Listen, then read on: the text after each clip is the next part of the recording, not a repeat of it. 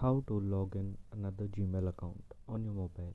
Let's not waste any more time and head right to it. So first, when you open your Gmail account, once you open your Gmail account, on the top right you'll find your profile icon. You'll find an option of add another account. Click on that. Click on Gmail, Google.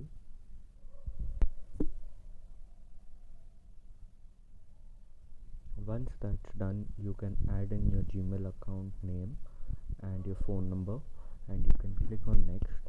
Once you click on next, it will ask you your verification.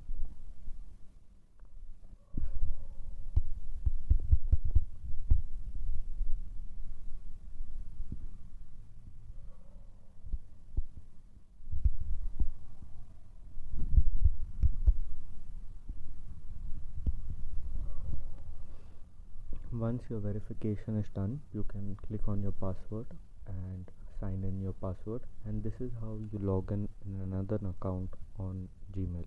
If this video helped, make sure to leave a like and don't forget to subscribe. Thanks for watching.